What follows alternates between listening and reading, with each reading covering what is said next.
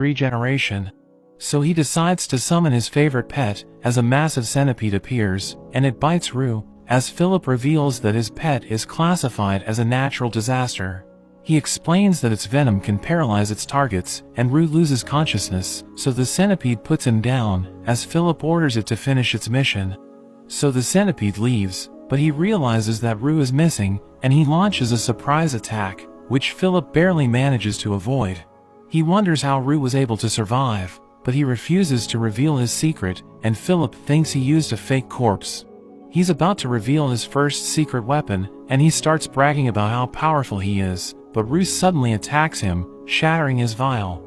He thinks Rue is being rude, and tentacles suddenly appear from his body, as he prepares to use his second secret weapon.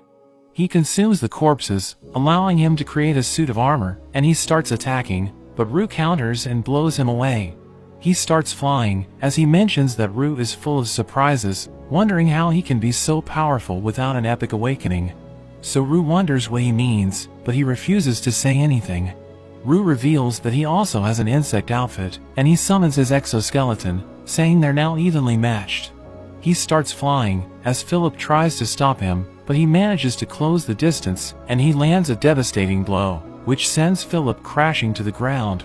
We see that his friends have defeated the enemy soldiers, but Mio gets a bad feeling, and she flies off. Philip says he's had enough, and he abandons his armor, as he starts running away. Rue chases after him, but the armor gets in the way, so he strikes it down, but realizes that Philip has gotten away. Mio is glad to see that he's okay, and he reveals that he sent a replicant with stealth abilities to search for the human leader. He sees the Prince of the Kingdom, telling him he wants to put an end to the war, so he gives the secret medicine to the prince, telling him to use it to save the princess. The soldiers ask him what they should do next, and he tells them to send a messenger, because they've already acquired the secret medicine. We return to Rue, and we learn that he didn't want to kill the prince, because the kingdom will retaliate if that happens. Gobi destroys a cliff, creating a wall around the forest, and they start looking after their wounded soldiers. We see two humans trying to return to their base, but they see Rue, so they panic, but he spares them, telling them the war is over. Rue has a funeral for his fallen comrades, as he notes that they lost 30 because of the war.